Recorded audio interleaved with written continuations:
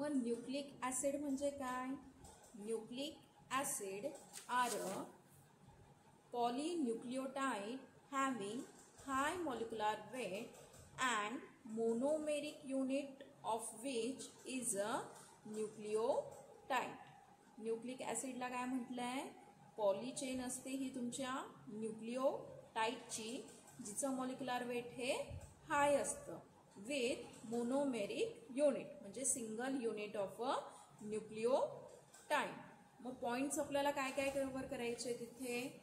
Introduction, types of a nucleic acid, component of a nucleic acid, major bases in a nucleic acid, sugar of a nucleic acid, then 4 graphs, rule of a DNA composition, functions and a property.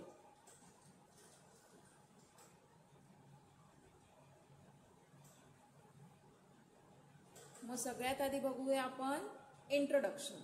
मग इंट्रोडक्शनमध्ये काय म्हटलं जात आहे? DNA the bank of genetic information spec. DNA for a काय म्हणतो आपण? Double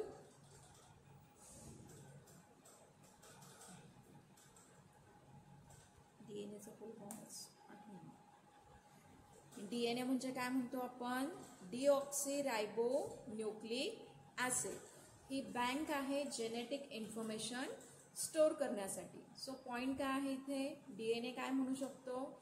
I am the chemical basis of a life and a hereditary organise into genes that control every function, compose of repeating unit of deoxyribonucleotide and arranged in a double helical structure held by hydrogen bond.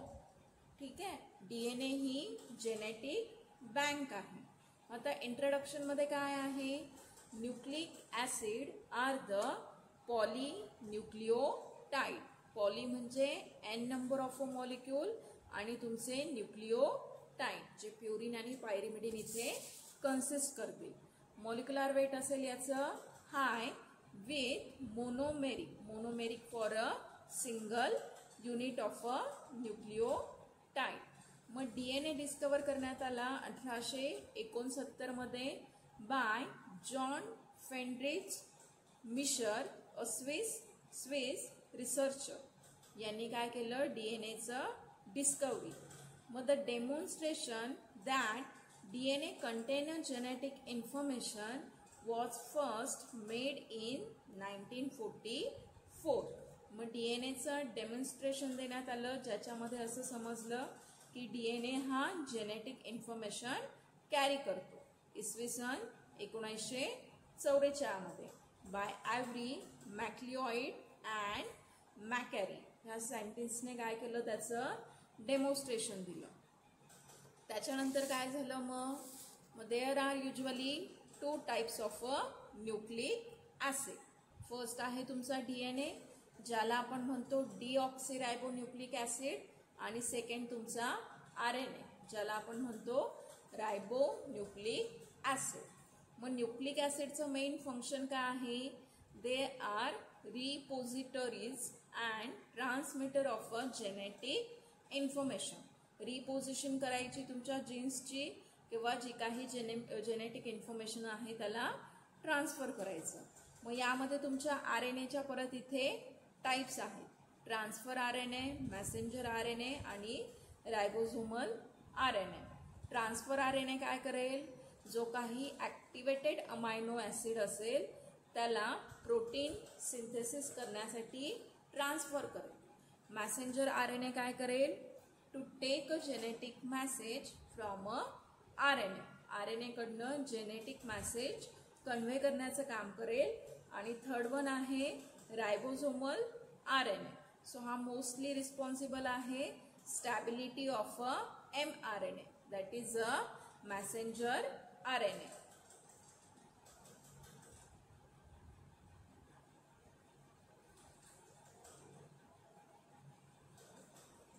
मग आता आहेत component of a nucleic acid. Nucleic ॲसिडचं कंपोजिशन. So nucleic acid are the polymer of a nucleotide. Nucleotide. Nucleic acid काय आहे, पॉलीन्यूक्लियोटाइडचं structure consist करतात by 3' and a 5' phosphate bridge. 3rd आणि 5 पोझिशनला फॉस्फेटचा बॉन्ड हे इथे कन्सिस्ट करतात. So nucleotide are a compose of nitrogenous base, pentose sugar and a phosphate. न्यूक्लियोटाइडचं स्ट्रक्चर कशाचं बनलेलं असेल, तुमचा नायट्रोजनचा बेस, पेंटोजचं शुगर स्ट्रक्चर आणि फॉस्फेटचा मॉलिक्यूल. सो युजली ते consist nucleo base, sugar and phosphate.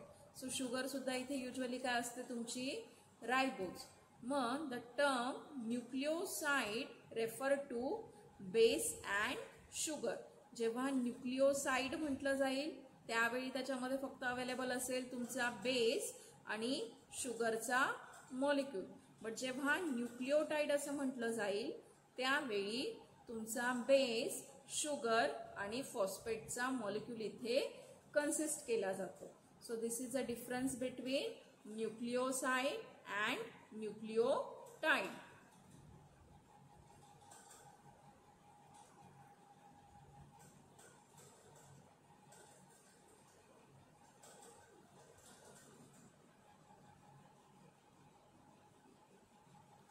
मग आता आपण बघूया न्यूक्लियोटाइड. न्यूक्लियोटाइडमध्ये काय असतील, 3 मॉलिक्यूल, तुमचा बेस, शुगर आणि फॉस्फेटचा मॉलिक्यूल. मग the nitrogenous base found in nucleotide are aromatic heterocyclic compound. जो तुमचा नायट्रोजिनियस बेस असेल तो कसा असेल, ॲरोमॅटिक हेट्रोसायकलिक कंपाऊंड. मग युजली 2 टाइप्स आहेत, प्युरिन आणि पायरिमिडिन. ह्या काय आहे, टाइप्स ऑफ अ बेस. जे काही मग आता हे स्ट्रक्चर आहे तुमचे ॲडिनिन, ग्वायनिन, सायटोसिन अँड थायमिनचे. आपण इथे आता नंबरिंग बघूया. ॲडिनिन हा काय आहे, प्युरिन आहे. सो तुमची नंबरिंग कुणापासून येणार, ह्या first नायट्रोजनपासून, 1st, 2nd, 3rd, 4th, 5th, 6th. So हा झाला 6 अमायनो प्युरिन. इथे जर बघितलं आपण ग्वायनिनमध्ये 2nd पोझिशनला अमायनो आहे आणि 6ला तुमचा ऑक्सी. सो त्याचं नाव होईल मग 2 अमायनो 6 ऑक्सी प्युरिन. हे झालं प्युरिनची numbering, that is a anti clockwise. आणि जेव्हा पायरिमिडिनचा मॉलिक्यूल असतो त्यावेळी त्याची नंबरिंग कशी जाणार तुमची, क्लॉकवाईज. सो सायटोसिन आहे, नंबरिंग जाणार तुमच्या NH पासून, 1st, 2nd, 3rd, 4th. 2ndचा ऑक्सी, 4thचा amino pyridine. Same for thymine, clockwise याची नंबरिंग जाईल आणि युरॅसिलची सुद्धा काय जाईल, क्लॉकवाईज इथे नंबरिंग जाईल. मग आता आहे sugar of a nucleic acid. Nucleic ॲसिडमध्ये कुठली शुगर प्रेझेंट असते, युजली पेंटोज, ज्याला आपण रायबोज शुगर म्हणतो. मग RNA कुठली असते, D ribose, while DNA consist D2 deoxy ribose. Variation कुठे येते तर स्ट्रक्चरमध्ये बघा, पेंटोज आहे, इथे C2चा जो आहे तुमचा RNAचा रायबोज शुगरचा मॉलिक्यूल इथे आहे 2nd पोझिशनला हायड्रॉक्सी. वेअर ॲज DNA इथे 2nd पोझिशनला काय आहे तुमचा hydrogen molecule, that is absence or less oxygen molecule at C2 position. So हे काय झालं तुमचं sugar of a nucleic acid. मग आता चारगाफ्स रूल आपल्याला काय सांगतो, सायंटिस्ट होऊन गेले एरविन चारगाफ. यांनी 1940 क्वांटिटिव्ह ॲनालिसिस केलं DNAच्या मॉलिक्यूलचं. डिफरंट स्पेसेसपासून त्याचं हायड्रोलाइज मॉलिक्यूल जो होता त्याला त्यांनी ॲनालाइज केलं. मग त्यांना काय दिसून आलं की DNAच्या मॉलिक्यूलमध्ये इक्वल नंबर ऑफ ॲडिनिन आणि थायमिनचे मॉलिक्यूल प्रेझेंट आहे. DNAच्या मॉलिक्यूलमध्ये equal number of adenine, thymine plus guanine आणि सायटोसिन ह्या चारीचे जे रेशो आहे तो कसा आहे, इक्वल आहे. सो याला त्यांनी म्हटलं चारगाफ्स रूल.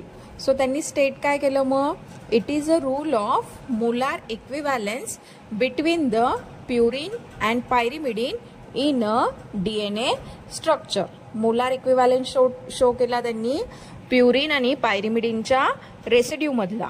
कुठे? डीएनएच्या स्ट्रक्चरमध्ये. What are the function of a nucleic acid? आपण न्यूक्लिक ऍसिडचं कंपोजिशन बघितलं आरएनए आणि डीएनए मध्ये. त्याची शुगर मॉइटी, फॉस्फेट मॉइटी कुठली असेल किंवा बेस कुठला असेल, प्युरिन ऑर पायरिमिडिन. मग आता फंक्शन काय आहे? फर्स्ट फंक्शन आहे transmission of a hereditary character. जे काही तुमचं हेरिडेटरी कॅरेक्टर असेल, जीनवर डिपेंडन्सी जे काही कॅरेक्टर असेल ते ट्रान्सफर करणं, generation to the generation. Second आहे synthesis of a protein. Nucleic acid require आहे प्रोटीनच्या सिंथेसिससाठी. थर्ड वन आहे store house of a genetic information. Genetic information इथे स्टोर केली जाते, त्याच्यामुळे याला इथे म्हटलंय store house of a genetic information. It control the protein synthesis in a cell. सेलमध्ये प्रोटीन सिंथेसिस कंट्रोल करण्याचं हे काम करतात. Direct synthesis of a RNA molecule. आरएनए मॉलिक्यूलची डायरेक्ट सिंथेसिस इथे परफॉर्म केली जाते. सो हे काय आहेत? Function of a nucleic acid. Last point आहे मग आता properties of a nucleic acid. So first property आहे तुमची ऑप्टिकल प्रॉपर्टी. यूव्हीचा ॲब्झॉर्बन्स आहे न्यूक्लिक ऍसिडचा 260 नॅनोमीटर आणि मेल्टिंग टेम्परेचर त्याचं टीएम ॲनालिसिसने केलं जातं. Thank you for watching. Please like, share